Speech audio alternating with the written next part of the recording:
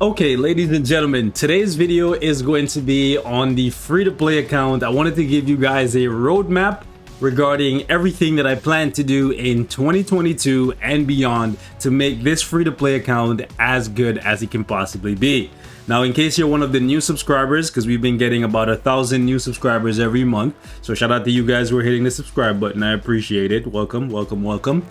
I have two Marvel Future Fight accounts. I have one where I spend as much money as I want on, and then I have this one, the free-to-play beast, where I've never spent a dime on. And the purpose of this account is to show new and free-to-play players that it is possible to play this game, even though it's a mobile game, and spend no money to simply log in every day, do everything that you can possibly do, and eventually, over time, you will get to a level where you can actually clear all of the content in the game with $0 invested. However, with all things, time and consistency is the key to success. So today we're going to be talking about changes I've made to this free-to-play account, characters I've built, and characters that I will build in 2022 and beyond, in hopes that some of you new players, free-to-play players, or whales can learn something from this. So first things first, we're going to talk about cards because I recently made a change to my comic card. Now, I know some of you guys who are new to the game, you're gonna look at this and be like, whoa, this is a free-to-play account? How does this guy have so many premium cards and crafted and all that stuff? Over time, all things are possible, okay? In case you don't know how it works, you basically play Giant Boss Raid every single day. You get these premium card tokens and you're able to go into the shop and basically just use 600 of them and get yourself a free premium card every 40 days or so. Additionally, the Future Pass also gives you 300 of these every time we have a major update, so make sure you complete the Future Pass every month. In addition to that, every month we also get these token events. We have one going on right now where you can collect these tokens, and after that you're able to pick up a free premium card that I always recommend that you do from the event shop. I'm also going to pick this one up as soon as this video concludes and we're able to jump into Alliance Battle. Now, that out the way, how to acquire premium cards out the way, let's talk about my cards. Because my cards, although they look good on the surface, they look pretty, right? Premium cards crafted, you take a closer look, you'll see that the stats are not that great. Sure, to some of you guys who are very new, you might think these are like amazing stats, and sure, we do have 10% pierce, which is very good for this account only being 15 months old, because in my opinion, if you've been playing this game for more than a year, you should have at the very minimum 5% pierce. I think the goal for every player, free to play or whale, the goal should be 5% pierce for every year you've been playing the game. So with me being at 1 year and 3 months, 10% pierce is actually really good, because after 2 years, this is where you want to be minimum. So if you've been playing for 5 years plus, you should have at least 20, maybe 25% pierce by now. The stats might not be perfect, but you should be pretty close to that. Anyways, you can take a look and you'll see that my all attack is at 47%, which is not very good. My physical attack is abysmal, 6%, and my energy attack is very high. This is a major red flag. If your physical or energy attack is higher than your all attack, that is a red flag, because what that means is your characters that are energy based, let me just go to my roster right quick in case you guys don't know who's energy based and who's physical. Okay, my Sentry, he's an energy based character. You'll notice that his energy attack is fairly high. Go to my Thanos, you'll notice his physical attack is not as high as my Sentry. Why is that? Sure, part of it is because Sentry is a tier 3 native, but part of that is because my physical attack from my cards is actually very low. So one of the major things that you guys need to work on and ensure that you have is as much all attack as possible, and that is the goal for me this year on this free-to-play account. So even though I'm at 10% pierce and my goal for this year has already been met in terms of rerolls for my cards, I'm not done yet. We need to lower the energy attack and increase the all attack and at some point we want to get more physical attack as well. But the primary goal for me this year on this account is to get to about 100% all attack, and we're gonna have to sacrifice some of the energy attack to do that, but we'll get it back because all attack will increase both your energy and your physical attack. So look at this card, for example. It gives me all attack on the red star here. Sure, red isn't the best, but we have all attack, which is something. Over here though, I have energy attack, so my physical characters are missing out, so I need to re-roll this at some point, and same goes for the majority of these cards. You'll notice that I have a lot of energy attack coming from these cards, so if I re-roll all of these, I would immediately get 40% more physical attack, so my physical characters will be doing 40% more damage, or close to that, because obviously there's stuff like defense and all that stuff, damage reduction, that goes into play when you're attacking somebody. So it's not just more attack and then you're guaranteed to do the equivalent of that attack in damage, but you get the point. Ignore defense is pretty good. The crit rate, the crit damage, the attack speed is pretty good. The HP is fairly low. I would like to be at about 40%, but overall the goal here is just to get as much all attack as possible this year on the free-to-play account. So if your stats look something like this, you want to also make that a goal for you. 5% Pierce for every year you've been playing. So if you're only a few months in, don't worry, just get those premium cards that I recommend. Make sure you get the good ones. Check out my videos, I'll tell you which ones, and make sure that you start working on getting Pierce. I see so many players saying, man, I've been playing this game for 4 years, I have 0% Pierce. No sir, you have the game downloaded on your phone or on your computer or whatever. You have not been playing the game for 4 years, because if you were, you would have Pierce. Moving on, let's talk about some of the characters that I have built and ones that I will be building in the future. So you'll see right here, I have people like Taskmaster, I have Hela, I have Sif, I have Green Goblin. These characters are built for purpose. So Thor might look a little bit out of place here because Thor currently is unworthy. Funny enough, he's wearing the unworthy uniform. Terrible uniform, sadly. But Thor should be getting tier 4 for the Thor Love and Thunder movie that is coming up. That is going to be the next major update for Marvel Future Fight. And as a free-to-play player, I will recommend that every character that gets a tier 4, you get them to level 72, just like I did for my Moon Knight, because level 72 makes a very big difference. You do not have to take them to gear 30 or take them to level 80.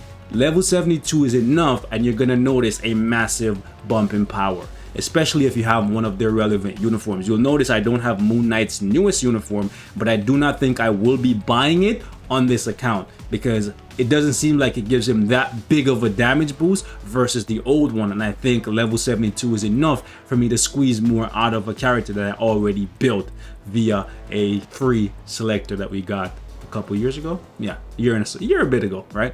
Anyways, moving on. Characters that I don't have that I plan to build. Dr. Doom. This is the next big purchase that is coming on this free-to-play account. I hopefully will be able to get this guy by Black Friday. As you can see, I have 2,400 crystals. It's 6,000 crystals to buy Invisible Woman, and then we're going to need another 1,000 crystals to buy his uniform. I think Dr. Doom is a staple. Even though there are characters that can surpass him in PvP, Dr. Doom is essential for stuff like Giant Boss Raid, Squad Battle, and he is an absolute monster for World Boss Legend. Definitely one of the strongest characters in the game. In my opinion, he gives you the best overall value out of every character in the game currently. Sure, there are characters that can score higher than him in Squad Battle. It's debatable though, because of the fact that he doesn't have a real support system available to him. He doesn't have anyone that gives him extra damage to super villains or whatever. So once that happens, he'll probably be able to break 11 million in Squad Battle, because mine is currently hitting like 9.4, and we only really have Victorious giving him some energy attack. Point is, Dr. Doom right now, in my opinion, even though he's falling out of PvP, he's still one of the best characters in the game. And I don't see that changing anytime soon, regardless of who they add. Moving on. A lot of you guys have been asking about Thena, another universal character. I hope I'll be able to purchase Thena after I get Dr. Doom. However, to get to Thena and then get her uniform, that's gonna run me about 5,000 crystals, because her uniform is 1050 and we have to buy Gilgamesh to get to Thena. So priority 1 is to get to Dr. Doom before we do that. Some of these characters you're going to notice I have built on this free-to-play account. I built because I was still building this account and I needed to be able to get to World Boss Legend as quickly as possible, because you want to make sure that you can farm a lot of CCF and other tier 3 materials every single day. I know some of you guys are still playing Ultimate, but you want to work up to being able to clear these legends. Whichever one you clear, whether it's Ultron, he's probably the hardest one for you to clear if you're a free player or a new player. So you want to ideally beat up on these two, depending on if you have type advantage over Mephisto or if you have a lot of Ignu or Dodge Strikers built via Null, because that's what you need to take this guy down.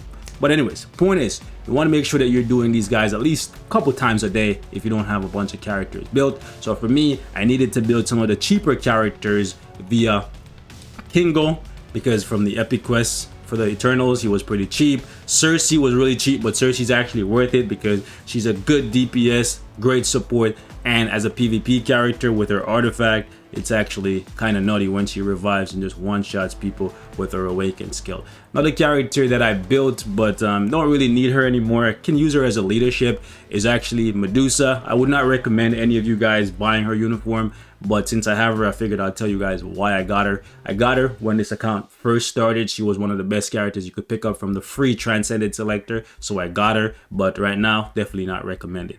I'm gonna tier 3 Iron Man and get him to level 72 for the same reason as Thor. 72 makes a big difference. I think I will pick up his newest Back to the Basic uniform because he's a pretty good farmer. At level 72, I think he's gonna be a pretty useful character to me.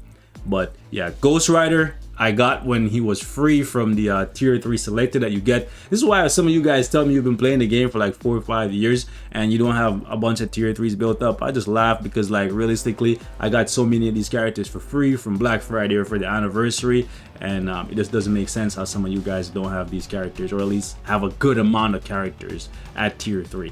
Anyways, Ghost Rider, if you don't already have him built, you don't need to build him. Robbie Reyes is better for squad battle and better for World Boss Legend. Captain Marvel I'm currently using for squad battle because she's a human super villain and we need that for squad battle. I don't have Dr. Doom, but if you plan to get Dr. Doom anytime soon, you probably should skip over the Last Avenger. People like Human Torch has kind of fallen off, so you don't really need him anymore, but if you want to and you like him, go ahead, but there's better characters now. Supergiant ABX, that's the main reason I have her. Dr. Octopus, ABX. I know a lot of you guys don't care about ABX, but the rewards add up over time. I always see people asking, hey, you're on a free-to-play account. How do you have millions of gold and all these characters built? ABX gives you a good amount of gold every single day and it adds up over time. Mephisto, also for ABX, that's pretty much the only thing that I use him for. We got people like Spider-Man, that's PvP. War Machine is kind of falling off, so although he is pretty good and you could get value out of him, unless you're gonna build up maybe Iron Man and then use the two together, because War Machine's passive will buff Iron Man, you might not want him. Just something for you guys to keep in mind. Shang-Chi I built really early when he came out, like what, last September. He's still good, I still use him. I'm thinking if I want to switch him over from a PvE build to actually a CTP of Authority, but the thing is with Emma Frost, speaking of, that's another character that's coming up. I'm not too sure if I'm going to be able to afford her for Black Friday, but I will try. But because Emma Frost and Adam Warlock are so prevalent in PvP, I'm not too sure if it's a wise investment to convert Shang-Chi into a PvP character anymore. So might leave him with a PvE build. Captain America is pretty good for World Boss if you need him. Characters that I think you absolutely need if you're free to play, I'm going to tell you right now, because of Dormammu Giant Boss Raid, you definitely want to get people like Wave, Sif, White Fox, Wong. Speaking of White Fox, let me show you. I recently got her heroic quest and I should have her done in the next week or so. And I definitely think she's one of those characters that you absolutely need on a free-to-play account. You could consider picking up somebody like Mystique if you have the crystals, but I'll go with White Fox first. People like Cyclops, Hela you need for PvP to give you some type of protection against people like Adam Warlock because he's just a one-shot demon. Colossus, also another good pickup. And Ebony Maw, since Thanos is actually such a prevalent part of the meta right now. I also had a few people reach out to me if I've been actually using Proxima Midnight anymore. And the answer is yes, I use her pretty much every day as a part of my World Boss Legend setup. I think her support passive is really good. So for me, it's still worth it. Same goes for people like Sharon Rogers. I have a CTP of energy on her. I use her for squad battle and world boss. Additionally, a few of you guys were wondering if Loki's losing value because Iron Man is here and he's a really good farmer with the level 80 system. I still have my Loki with a CTP of rage. I still use him for ABX, so I do not think I will be removing the CTP of Rage because he's one of the few characters that I currently have on this free-to-play account that can actually hit 7 million, and I want to get all of those ABX rewards every single day I can. Now, one of the most commonly asked questions that I get in regards to this free-to-play account is actually, where is Moonstone? Why do I not have her even though she's such a powerful character? And the honest answer is I just cannot afford her, and the utility that she offers I can actually live without. Yes, she's one of the strongest DPSs in the game, and it's even more amazing that she doesn't need a uniform to keep up with some of the best characters. However, as a female blast villain, I can use my Sharon Rogers to cover the female blast, and then I can also use another villain to cover whatever she's gonna do for me as a villain. I can use Supergiant, or I can use Mephisto as a blast villain. So I can live with her for now. I would love to be able to pick her up, but as a free-to-play, crystals are very, very scarce. So I'm just gonna have to make that sacrifice. She's gonna have to come later on down the line after Doom and after Athena. Yeah, after Athena. I know. Sad times, but she is more expensive than Athena because of the fact that you have to spend 6,600 crystals to get her. So I'm just gonna have to let her ride for now. Maybe when she gets a uniform and then she's like back at the pinnacle at the very, very tippity top, then I'll like move her up the totem pole. But for now, she's gonna have to wait. Scarlet Witch is one that I still need to build up. I purchased her Multiverse of Madness uniform for love of Scarlet Witch, and because she's very powerful, I decided I wanted to pick her up. Also, she can cover every single week of Extreme Alliance Battle on Saturdays, the Universal Superhero category. So I figured I'll go ahead and I'll do that. That way I can get the additional gold and all those extra materials. I also plan to tier 3 Ancient One, but with so many blast tier 3s to do, including Iron Man, it's gonna take me some time, especially since from playing World Boss Legend, the book drop rates are very, very bad. Couple mistakes I made on this account. Even though I've been playing this game for so long, I do make mistakes.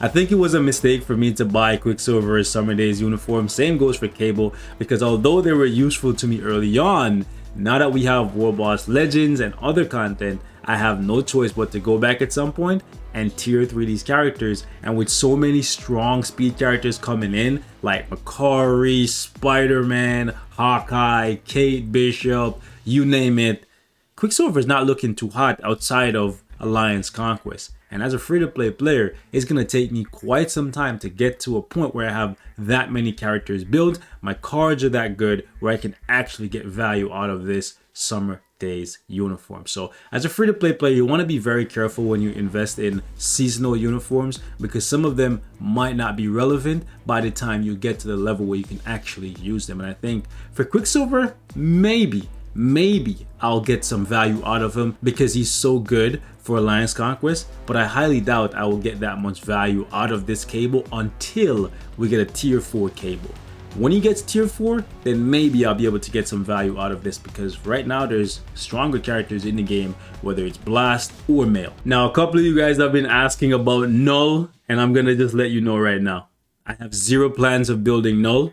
I'm not even gonna get him to level 40, even though at level 40 he could clear a Shadowland stage. I have zero plans of investing in Null. Will not happen until this man gets a uniform or he gets a tier 4, whichever comes first. He is not worth it as a free-to-play player, in my opinion. I kid you not, guys. There's normal characters that are better than him as a tier 3 native. It's quite pathetic. Now, the final thing I want to go over is in regards to Adam Warlock and when I plan to get him on the free-to-play account.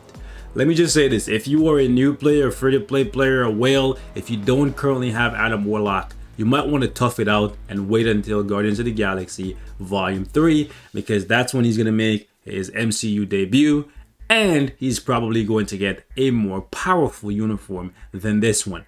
That's coming next year. So if you can tough it out and take those losses and move on and not get triggered into buying him early, cool. If you cannot, go ahead and purchase him. But for me, as a free-to-play player on this account, I'm just not going to do it. I'm just gonna have to take those losses and get one-shotted when it happens and just move on. Because if I purchase Adam Warlock today or for Black Friday, I have no choice but to pick up this uniform to get some value out of it. So I'm just gonna wait until volume 3 and then pick him up and get his uniform then. Till then, I'm gonna just tough it out with Thanos, Sentry, Hela, Colossus to just tank as much damage as I can and try to kill him when I can. I have found a strategy to kill Adam Warlock. It's kind of consistent, but it is reliant on you having somebody like Thanos or Spider-Man, and I do have my Spider-Man, so hey, it is what it is. And that's part of the reason why I need more physical attack and more HP so I can actually survive and also kill Adam Warlock effectively.